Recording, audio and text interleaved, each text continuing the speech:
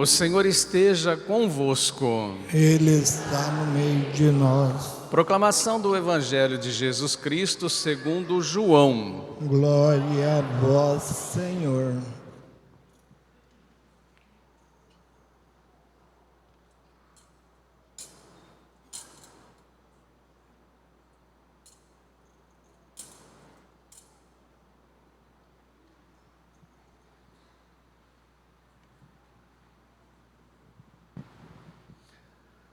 Naquele tempo, Jesus chegou a uma cidade da Samaria chamada Sicar, perto do terreno que Jacó tinha dado a seu filho José.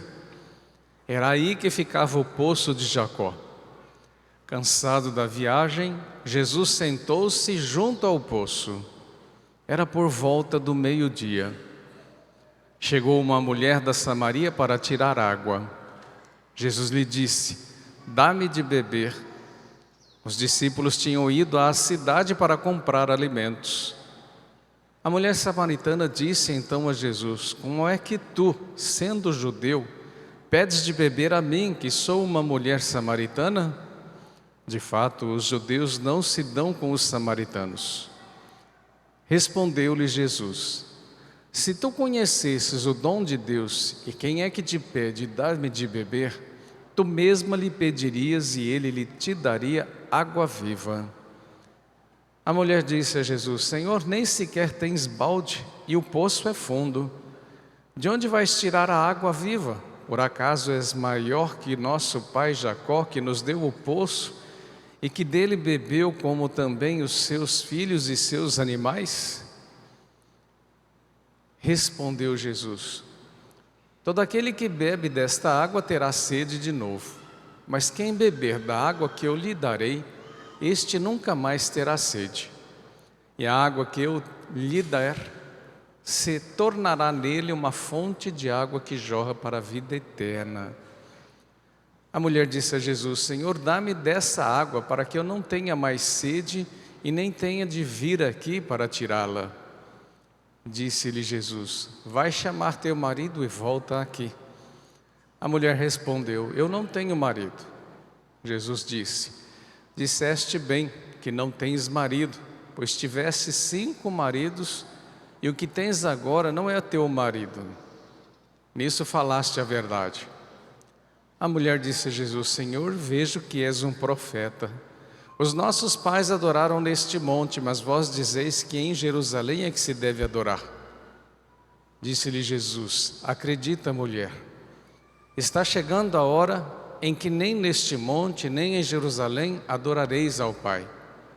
Vós adorais o que não conheceis. Nós adoramos o que conhecemos, pois a salvação vem dos judeus. Mas está chegando a hora, e é agora, em que os verdadeiros adoradores adorarão o Pai em espírito e verdade. De fato, estes são os adoradores que o Pai procura. Deus é espírito e aqueles que o adoram devem adorá-lo em espírito e verdade." A mulher disse a Jesus: "Sei que o Messias, que se chama Cristo, vai chegar. Quando ele vier, vai nos fazer conhecer todas as coisas." Disse-lhe Jesus: "Sou eu que estou falando contigo." Nesse momento chegaram os discípulos e ficaram admirados de ver Jesus falando com a mulher. Mas ninguém perguntou: "Que desejas?" ou "Por que falas com ela?" Então a mulher deixou o seu cântaro e foi à cidade, dizendo ao povo: "Vinde ver um homem que me disse tudo o que eu fiz. Será que ele não é o Cristo?" O povo saiu da cidade e foi ao encontro de Jesus. Enquanto isso, os discípulos insistiam com Jesus, dizendo: "Mestre, come." Jesus, porém, disse-lhes: "Eu tenho um alimento para comer que vós não conheceis." Os discípulos comentavam entre si: "Será que alguém trouxe alguma coisa para ele comer?" Disse-lhes Jesus: "O meu alimento é fazer a vontade daquele que me enviou e realizar a sua obra. Não dizeis vós: ainda 4 meses e aí vem a colheita? Pois eu vos digo: levantai os olhos e vede os campos, eles estão dourados para a colheita. O ceifeiro já está recebendo o salário e recolhe fruto para a vida eterna. Assim, o que semeia se alegra junto com o que colhe, pois é verdade o provérbio que diz: um é o que semeia e o outro o que colhe. Eu vos enviei para colher aquilo que, porque não trabalhastes. Outros trabalharam e vós entrastes no trabalho deles. Muitos samaritanos daquela cidade abraçaram a fé em Jesus por causa da palavra da mulher que testemunhava: ele me disse tudo o que eu fiz. Por isso os samaritanos vieram ao encontro de Jesus e pediram que permanecesse com ele. Jesus permaneceu aí 2 dias e muitos outros creram por causa da sua palavra. E disseram à mulher: já não cremos por causa das tuas palavras, pois nós mesmos ouvimos e sabemos que este é verdadeiramente o Salvador do mundo. Palavra da salvação. Glória a vós, Senhor. Que pelas palavras do Santo Evangelho sejam perdoados os nossos pecados.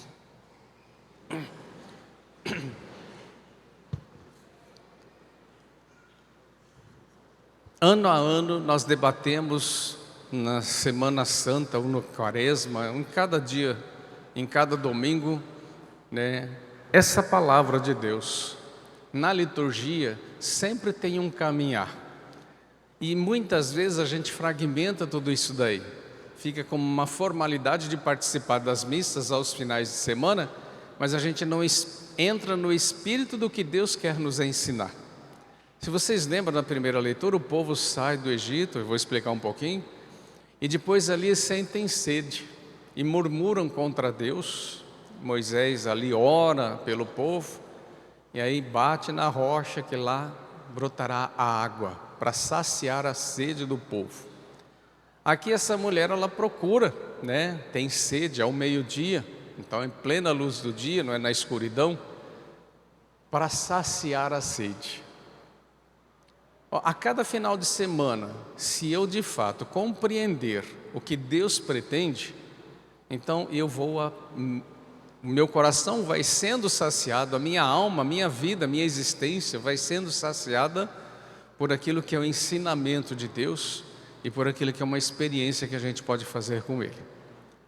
Toda caminhada litúrgica, ela tem um fim, tem um início e tem um fim. Nós estamos no período quaresmal, e nesse período quaresma, então, nós estamos aí intensificando em 3 pilares aquilo que lá na quarta-feira de cinzas, né, a gente se propõe, já que é uma proposta dele, a gente aceita.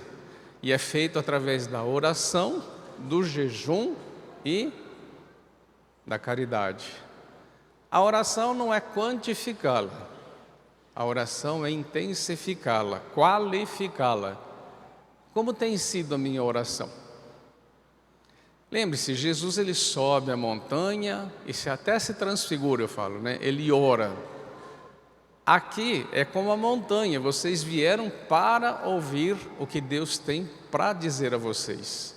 Eu posso sair daqui transfigurado, desde que eu compreenda tudo e faça de fato uma consciência e tome conscientemente e busque conscientemente a presença de Deus, e há uma comunhão ao final, mas também uma missão.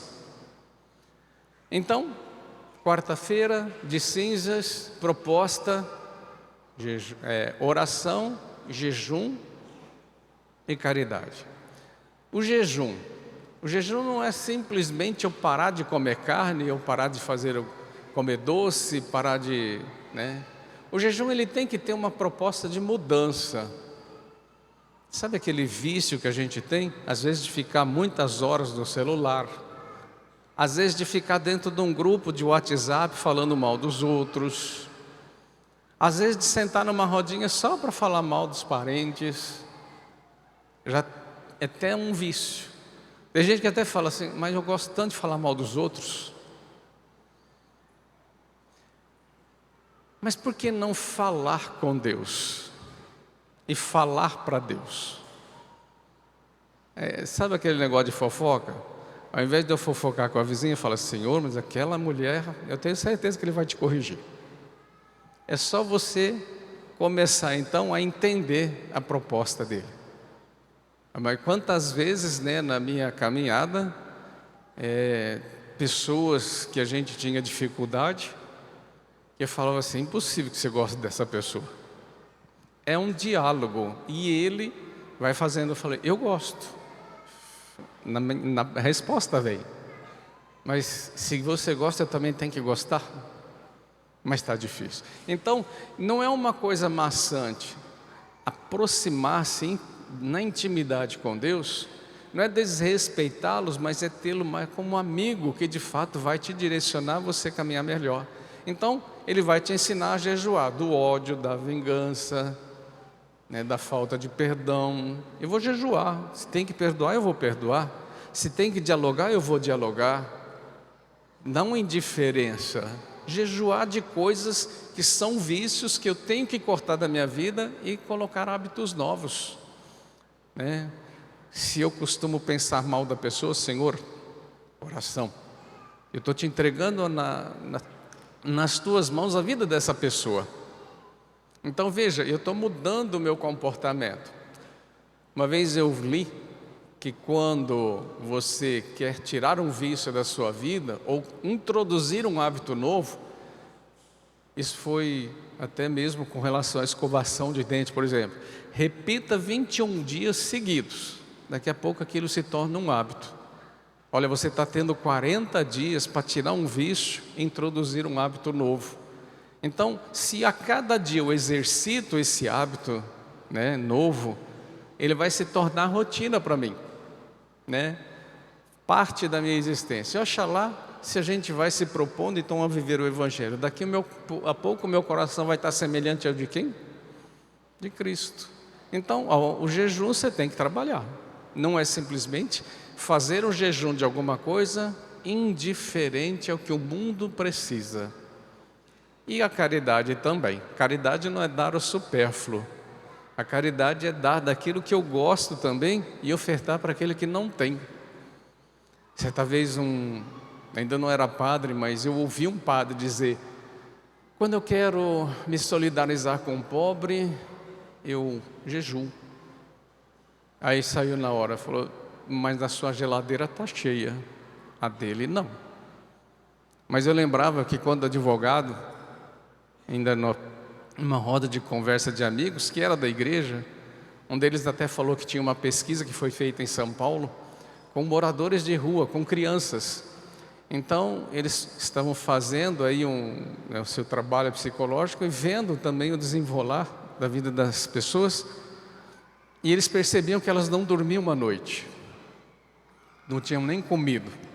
Então no dia seguinte eles resolveram dar um pão para cada uma para ver, né? Então comeram tranquilamente, mas não dormiram direito à noite. Numa outra ocasião, então, eles deram um alimento e deram também mais um pão todinho. Eles embrulharam, deitaram e dormiram. Aquela noite foi bem. Por quê? Porque além de terem comido, quando amanheceram o dia, eles tinham o que na mão para comer?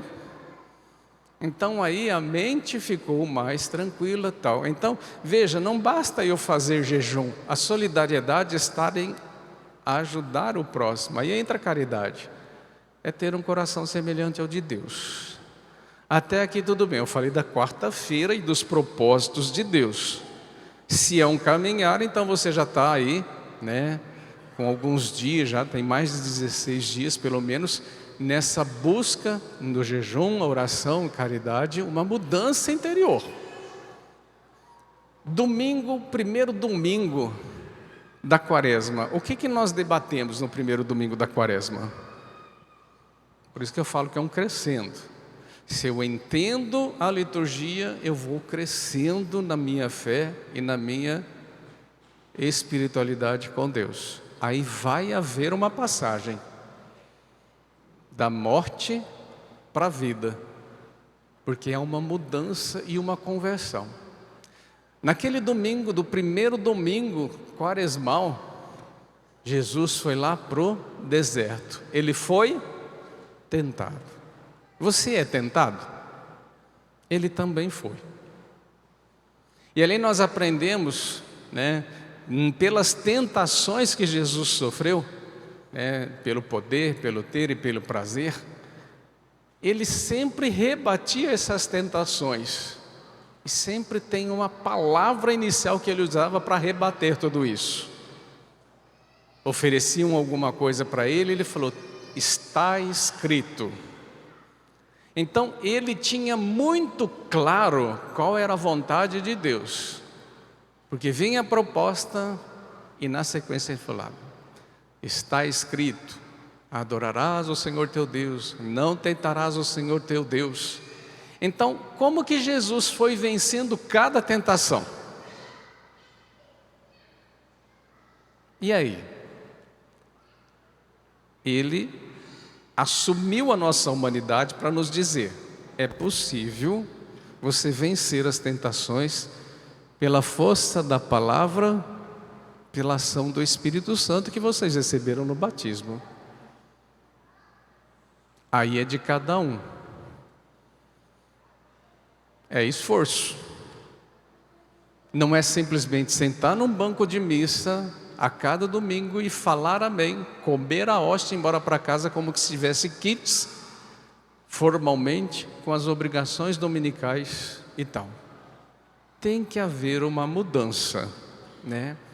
Aí nós tivemos o segundo domingo quaresmal. O que nós vemos no segundo domingo quaresmal?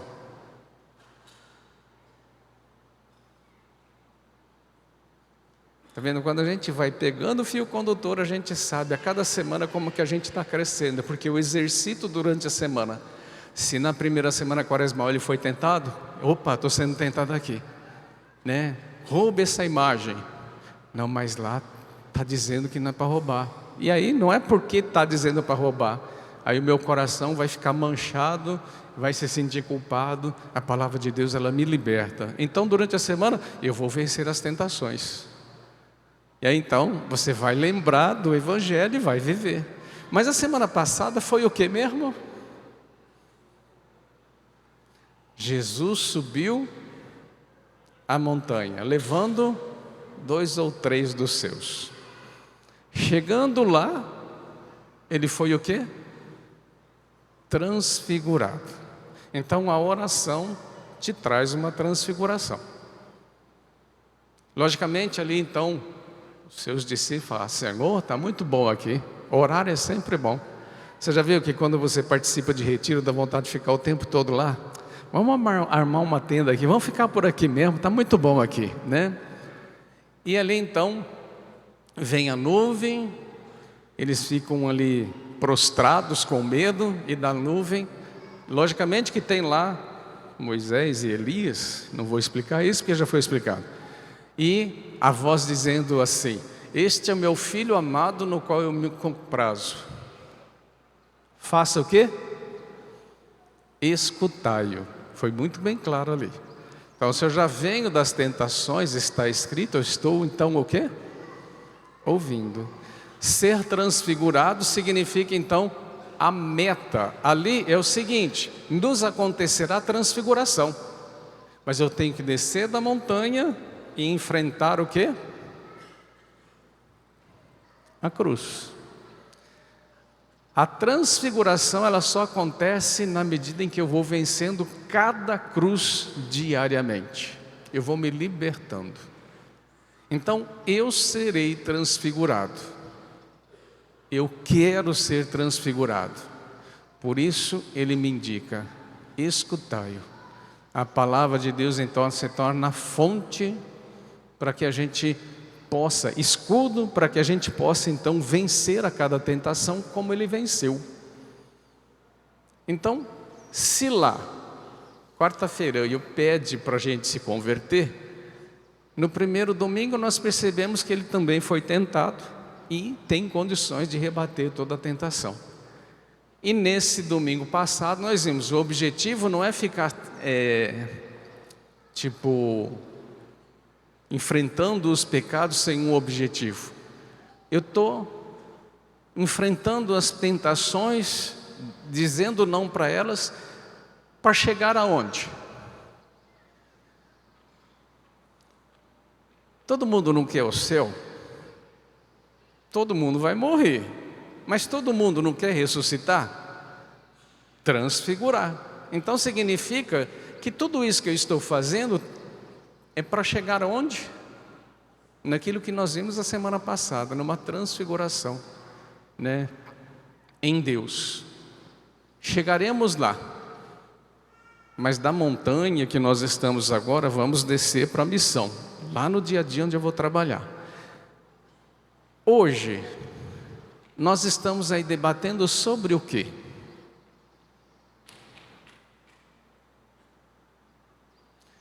Tem uma musiquinha que eu só vou cantar o inicinho dela para a gente lembrar. Minha alma tem sede de ti, ó meu Deus. Minha alma tem sede de ti. Não é assim?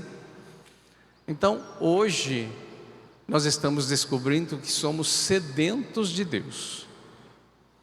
Na primeira leitura, o povo saiu do Egito. Sair do Egito é sair de uma escravidão. O que escraviza a sua vida hoje? Por exemplo, quando eu era advogado, antes disso, eu morava na roça. Na roça, para quem viveu na minha época, não tinha energia, nada disso. A casa era simples, né? E ali a gente vivia muito bem. Então não tinha televisão, não tinha celular, não tinha água encanada, não tinha banheiro para a gente. Era tudo rústico. Bom, fui advogado, advoguei. Depois, um chamado de Deus fez com que eu entrasse na congregação.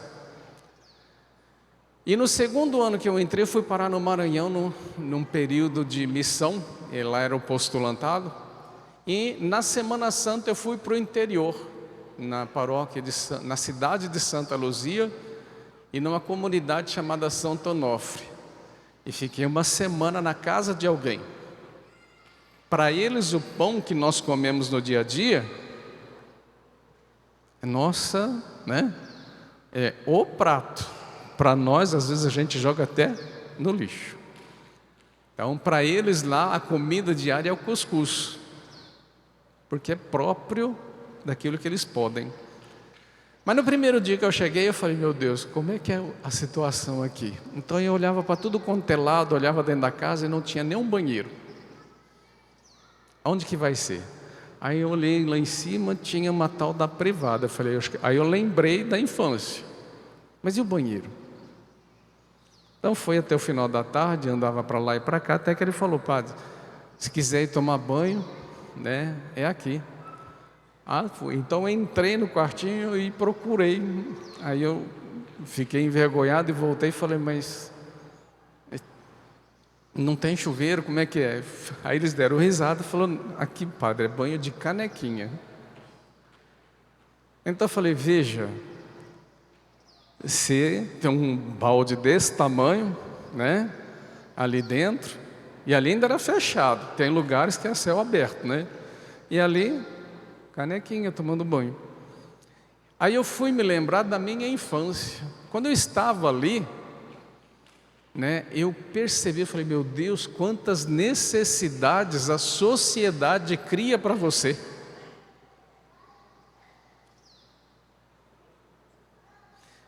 Eu falei, essas pessoas não sabem nem o que é banheiro, não sabem essas coisas. Eles estão ali vivendo no dia a dia deles e aquilo lá para eles não faz diferença nenhuma. Mas você, para ser feliz, tem que ter um banheiro, né, com pia, não sei o que lá, com não sei o que lá, e vai criando essas dependências daquilo que a sociedade impõe a você como felicidade e êxito na vida.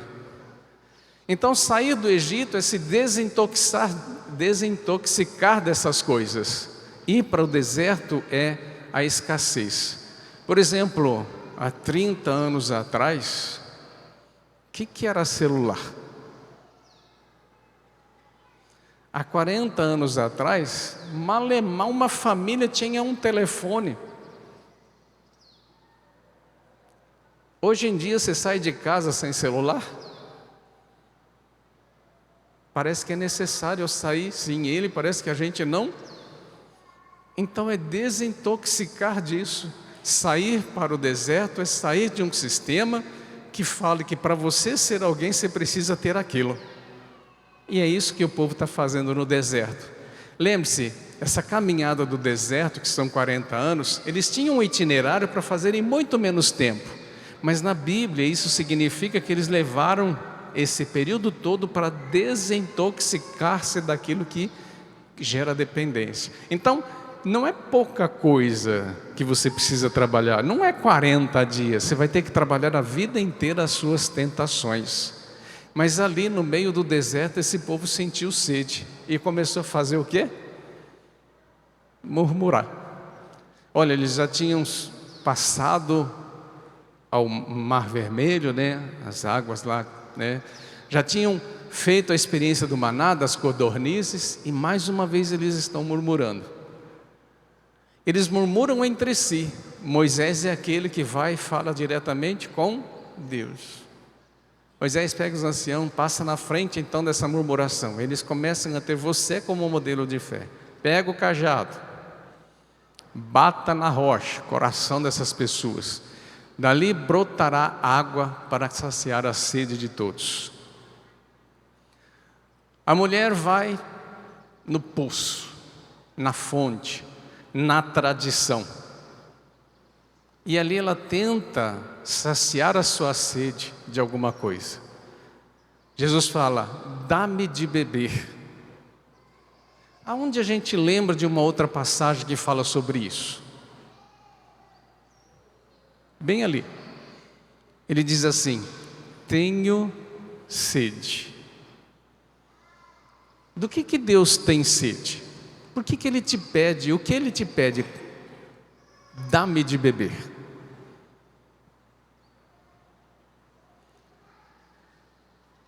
Bom, a mulher, ela não era bem quista na sociedade naquela época, então ela não poderia nem estar ao meio-dia ali em plena luz do dia, era até arriscado para ela estar ali. Meio-dia significa plena luz do dia e não no deserto, na escuridão, na calada da noite.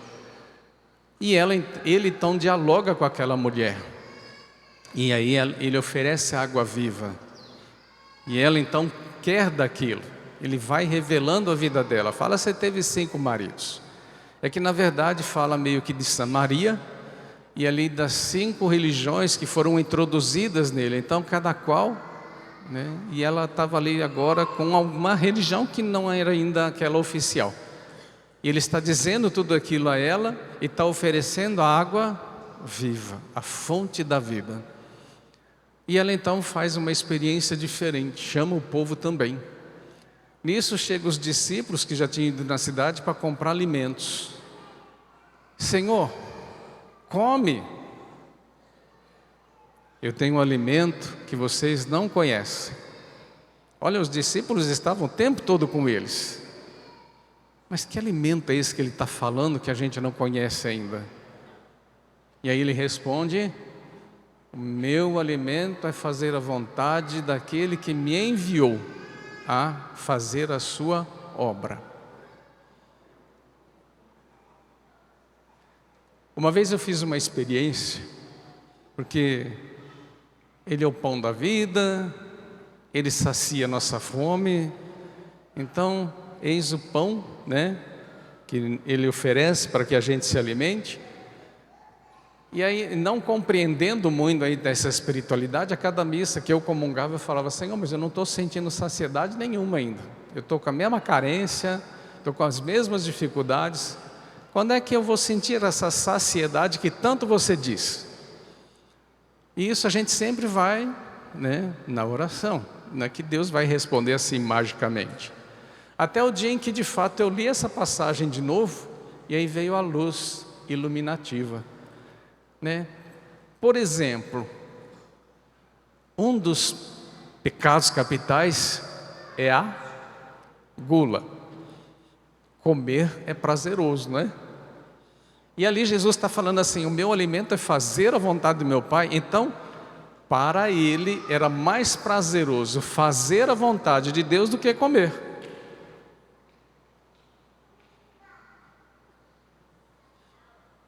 Quer dizer, então, que você me alimenta, instruindo, né? Você se dá no seu coração quando dá oferta do sacrifício, e ao final eu comungo do teu amor, e eu serei saciado na medida em que eu amar, fazer a vontade de Deus, seja feita a vossa vontade. Então eu compreendi que mais do que comer a hóstia, comungar então é comungar o amor dele, e eu só serei saciado na medida em que eu amo, que eu pratico o bem. Você já viu que quando você às vezes faz uma caridade muito forte para alguém que não tem nada, há uma satisfação interior que você fala, não tem dinheiro que pague, não tem remédio que faça melhor do que isso que eu estou sentindo? É a saciedade de se doar, que vem de Deus, imagem e semelhança. Então, a palavra de Deus é fonte de saciedade da nossa vida. A água viva é o amor que a gente recebe dele, e ela sacia a nossa vida na medida em que amamos também. Então, nesse final de semana, o que Deus está pedindo para você? Se lá na quarta-feira você se comprometeu a mudar de vida, se ele foi tentado e diz, vai, você pode conseguir, a meta é chegar à transfiguração, mas eu preciso diariamente fazer o que então? Amar, amar, amar. E daí? O que Deus está te pedindo pela liturgia de hoje?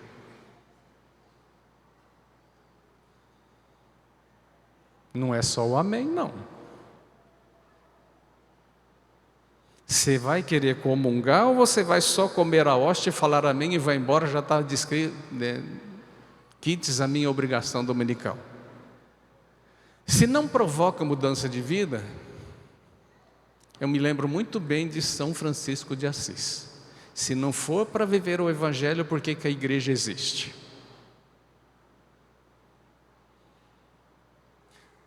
Se não for para viver o Evangelho, por que eu comungo?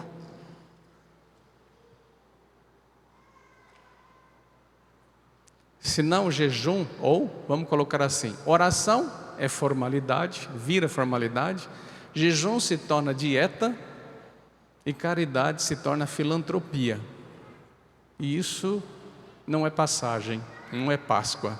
Eu continuo a ver a cada ano a Quaresma como data de calendário.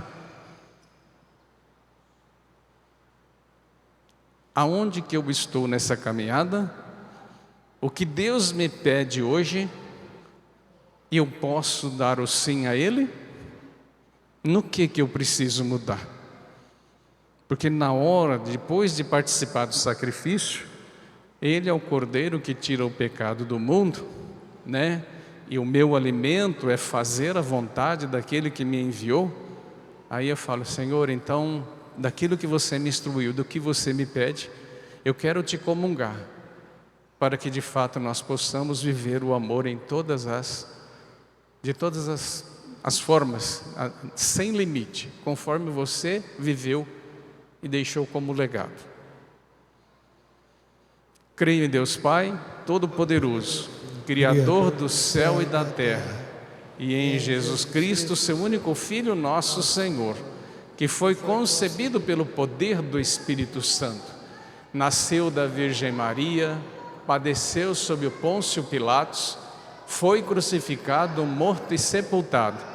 Desceu à mansão dos mortos, ressuscitou ao terceiro dia, subiu aos céus, está sentado à direita de Deus Pai Todo-Poderoso, onde há de vir a julgar os vivos e os mortos. Creio no Espírito Santo, na Santa Igreja Católica, na comunhão dos santos, na remissão dos pecados, na ressurreição da carne e na vida eterna. Amém.